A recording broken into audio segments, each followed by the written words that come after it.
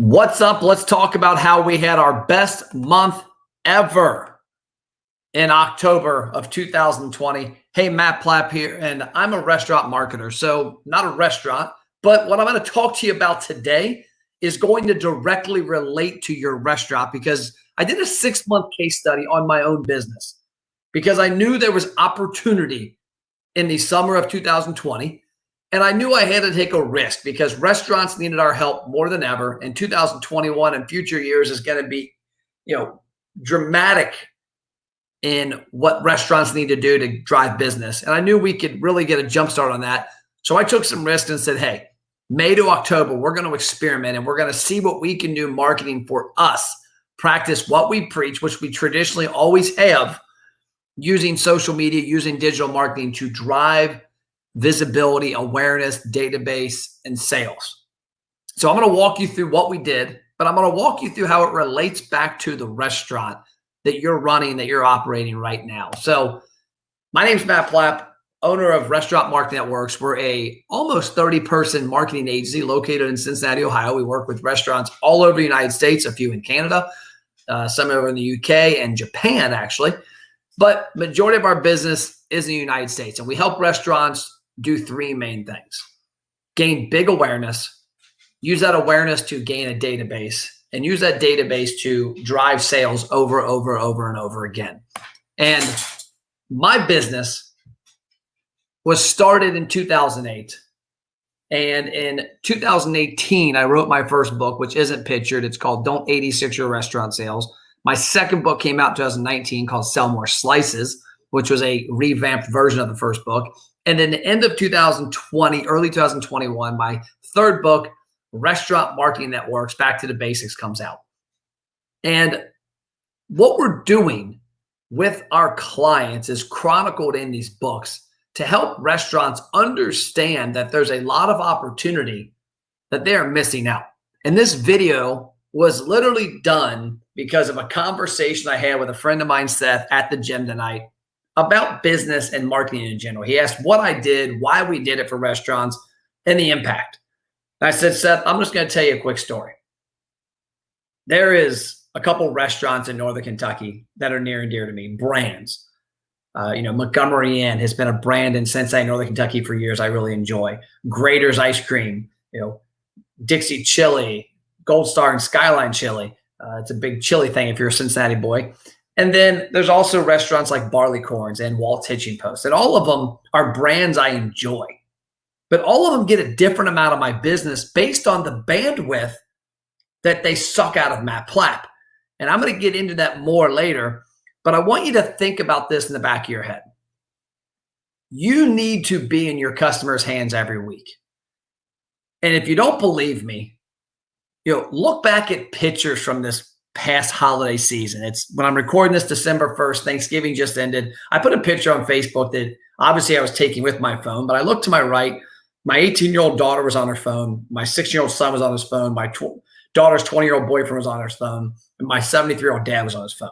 The only person out on the phone was my mom, who has a flip phone and wouldn't been a whole lot of use. We're all on our phones. In your restaurant, your customers are on the phones. That's what's slowing down orders. That is what's slowing down people from eating their food. That's what's tying up your lines.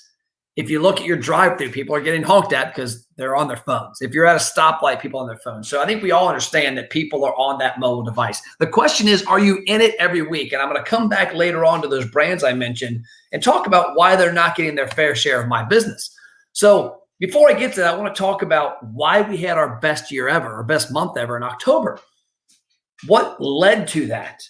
And so what I'm going to walk you through is our eyeballs and our ad spending. So you can see in May, these are ballpark, pretty close to accurate numbers, what we spent on this marketing campaign I put together. I've had this campaign running for a couple of years, and we vary between 10, 20, 30 grand each month.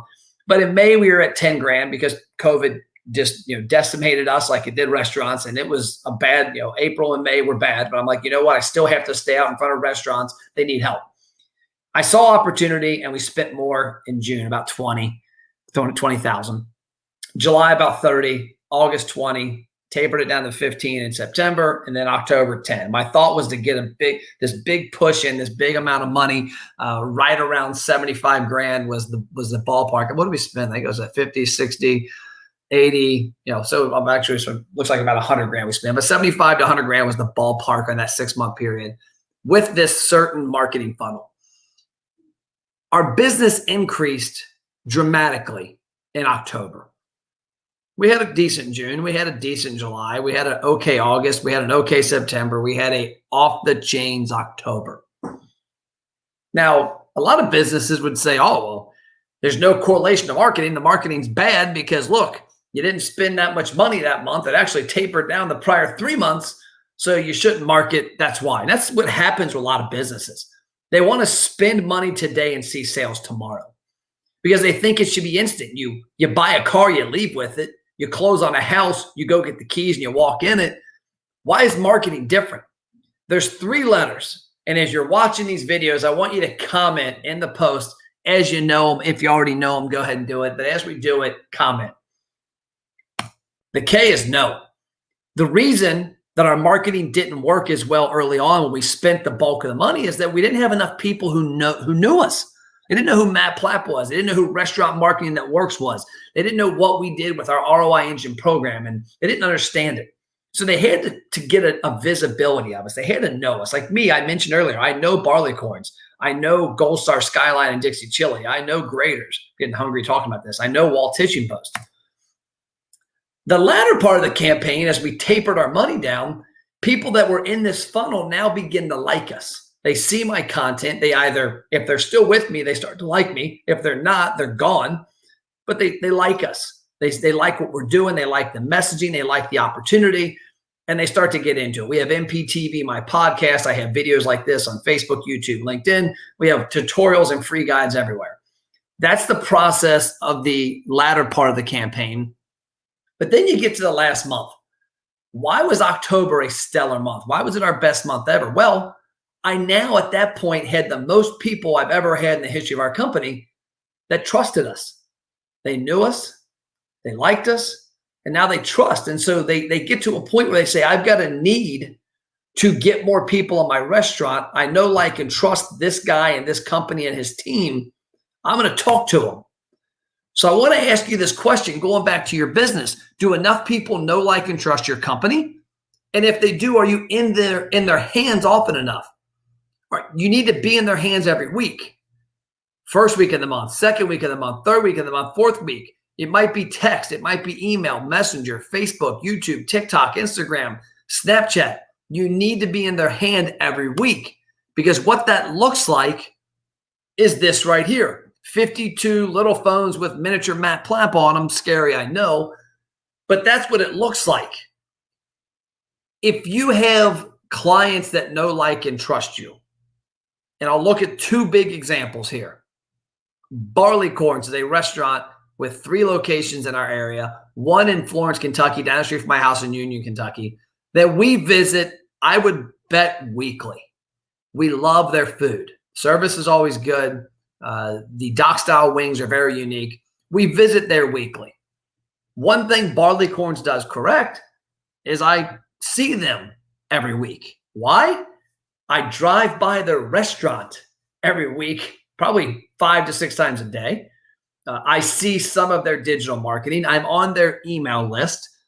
They're in front of me consistently, either on the road or in my phone. Let's go to the other side. A restaurant that I actually enjoy a heck of a lot more, Walt Teaching Post, I never see. I don't drive by it on my way home from work. I don't drive by it going to the gym or football or anything with my kids. It's never visible to me. I'm not on an email or text list they have. I don't see their digital marketing at all. Actually, I don't think I've ever seen it, not ever, but in a while. They're never in front of me. So if they're never in front of me, they can't impact me. And I don't care if you were to post the same thing 52 weeks a year, the same text message every week, the same email. Now, granted, I might unsubscribe for some of that stuff if it was a little monotonous and not relatable. But if you were in front of me every week of the year in some form or fashion, I would come to your restaurant more often. It just makes sense. So ask yourself, Are you in front of your customers 52 weeks a year? Do you have the advantage that Barleycorns have of Matt Plapp and Christy Plapp constantly driving by Barleycorns and triggering the let's go to dinner there? Or are you in the position of Waltz, where I never drive by, and the only time it's top of mind is when it's a special occasion? So you need to put yourself on 52 screens the next 12 months. And those 52 screens are the customers who know, like, and trust you. That's what helped us get our best October, our best month ever this October. Why did we have it? More people knew me. More people liked me. More people started to trust me. If I continue that, which we will, that's why this 6-month experiment existed, was I said, okay, going into 2021, I know November and December for us are normally odd months, especially with the election. I knew that we would have some different things. And with COVID probably coming back in the fall, like was predicted, I knew that November and December would be down months or not big months. So I said, you know what? If I have a chance to play with our marketing experiment, it's going to be May to October.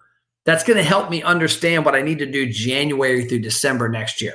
It also should help you understand what you need to be doing is spending money, spending effort, spending time to get in the phone and in the hand, more importantly, of the people who know, like, and trust you, and getting more people into that funnel, getting more people to know you, getting more people to like you, and then building that trust. That's what we can help you do. If you want to talk about it, that's my cell phone on the screen, 859-743-2408, 859-743-2408. That's my cell. You can shoot me a text. That is what I prefer. And we can schedule a time to talk. Or if you really want to talk, give me a ring. You can also go to go.restaurantmarketingthatworks.com. That's the URL at the bottom of the screen.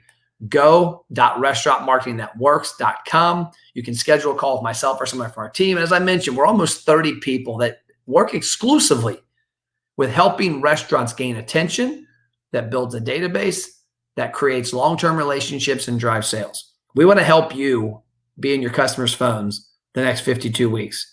Give me a call, give me a text, or schedule an appointment. I'll see you around.